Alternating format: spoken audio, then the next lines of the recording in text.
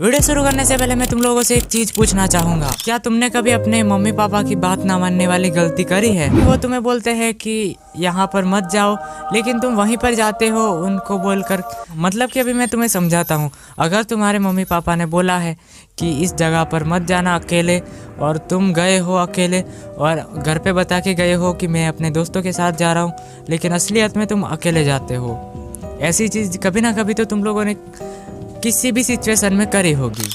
ये सारी चीज़ें मैं तुम लोगों को इसीलिए बता रहा हूँ क्योंकि आज की हमारी जो स्टोरी है वो कुछ इसी टाइप की होने वाली है। ओके, तो गाइस अभी जल्दी से अपनी स्टोरी की तरफ बढ़ते हैं। ओके, तो आज की जो हमारी हॉरर स्टोरी है वो मनोज नाम के लड़के के साथ हुई थी, लेकिन मैं मनोज को अपनी जगह पर रख के स्टोरी एक्सप्लेन करूंगा ताकि तुम्हें सुनने में भी मजा आए और मुझे बताने में भी। आई होप कि तुम लोग समझ गए होंगे कि मैं कहना क्या चाहता हूँ। मेरा नाम मनोज है और ये जो घटना मेरे साथ हुई थी ये 7 साल पहले हुई थी। मुझे रात के वक्त ट्रेन पकड़नी थी, लेकिन स्टेशन मेरे घर से 7 किलोमीटर की दूरी पर था। ये सफर मुझे साइकिल से तय करना था। ट्रेन लगभग मुझे 11 बजे पकड़नी थी, तो मैं घर से करीब 10 बजे निकला। निकलने से पहले मुझे मेरे पापा ने कहा था, रात के वक्त सुनसान रास्ते से जा रहे हो तो परफ्यूम लगाकर मत जाना। मैंने उनसे कहा कि परफ्यूम लगाकर जाने में क्या प्रॉब्लम है, तो उन्होंने बताया कि परफ्यूम लगाकर जाना या रात को दूध पीकर बाहर जाना, इससे भूत प्रेत पीछे लग जाते हैं, इसीलिए बुजुर्गों ने ये करने से मना किया है। मैं वैसे भूत प्रेत पर यकीन नहीं करता था, इसीलिए मैंने अपने पापा को कहा कि आप सो जाइए, मैं चला जाऊंगा। मैं एक छोटे से गांव में रहता हूँ और मुझे एक सुनसान रास्ते को पार करके शहर की ओर जाना पड़ता है। वैसे मैं रात के समय कभी शहर नहीं जाता, लेकिन इस बार मुझे ट्रेन पकड़नी थी, इसीलिए आज मैं रात के 10 बजे निकलने वाला था। मेरे पापा जब कमरे में चले गए तो मैंने चुपके से परफ्यूम उठाया और खुद पर ऐसे लगा दिया। मैंने सोचा था कि यहाँ से जाना है तो अच्छे से सज धज के जाऊंगा और परफ्यूम तो लगा कर ही जाऊंगा। मैं पुरानी बातों पर भरोसा नहीं करता, इसीलिए मैंने परफ्यूम लगाया और जल्दी जल्दी से बाहर निकल गया। मैंने साइकिल उठाई और वहाँ से चलने लगा। मैंने आवाज लगाई कि पापा दरवाजा अंदर से बंद कर लो। पापा मेरी तरफ देख रहे थे और मुझे घूर रहे थे। शायद उनको परफ्यूम की स्मेल आ गई होगी, लेकिन मैंने तेजी से साइकिल चलाई और वहां से निकल गया। ऐसे ही मैं धीरे धीरे जा रहा था। मेरे पास 60 मिनट्स थे, मतलब 1 घंटा।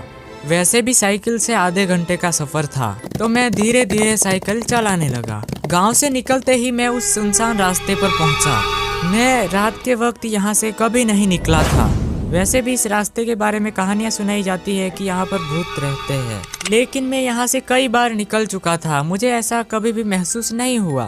शायद मैं यहाँ पर रात के वक्त नहीं आया इसीलिए, लेकिन वैसे भी मैं भूत प्रेत पर यकीन नहीं करता था, इसीलिए मैं गाना गुनगुनाते हुए वहाँ से निकलने लगा। ओके, तो अभी आगे की स्टोरी मैं अपनी जगह पर रहकर बताऊंगा।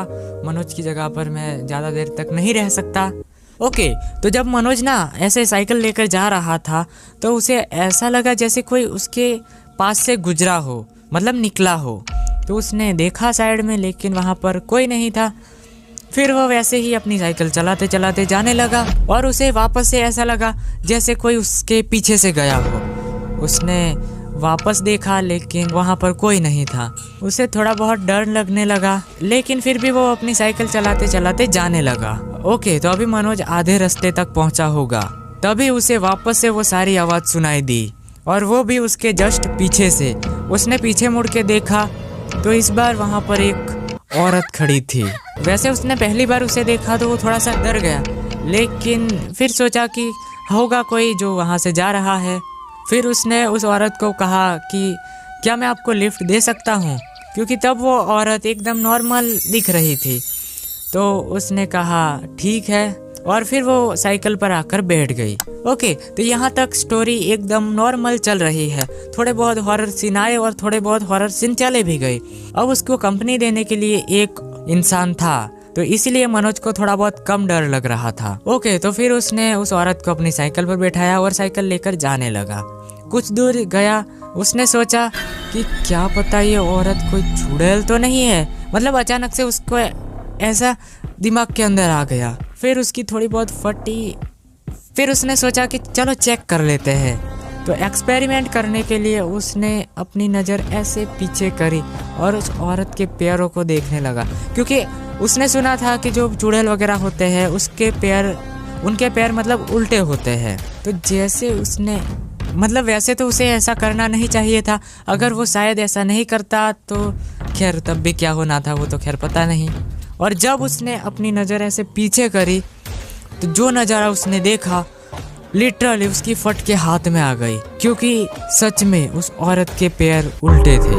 और जब वो ऐसे देख रहा था और उसने पैरों को उल्टा देखा तो मतलब उसकी इतनी ज़्यादा फट गई कि उस साइकिल को ऐसे कंट्रोल नहीं कर पाया और एक पेड़ में जाके ठोक दी साइकिल को। और साइकिल को जैसे ही उसने पेड़ पर ठोकी वैसे ही वो गिर गया और बेहोश हो गया अचानक से। और फिर कुछ टाइम बाद उसे जब होश आया और उसने अपनी आंखें खोली तो उसने देखा कि मतलब दिन हो गया है और उसके आसपास कुछ लोग खड़े हैं जो कि उसे देख रहे हैं। और सभी को लग रहा था कि शायद ये आ रहा था और उसने देखा नहीं होगा और साइकिल ठोक दी। और पूरी रात उसके साथ क्या हुआ था वो तो खैर पता नहीं, लेकिन वो बच कैसे गया वो भी आज तक किसी को नहीं पता।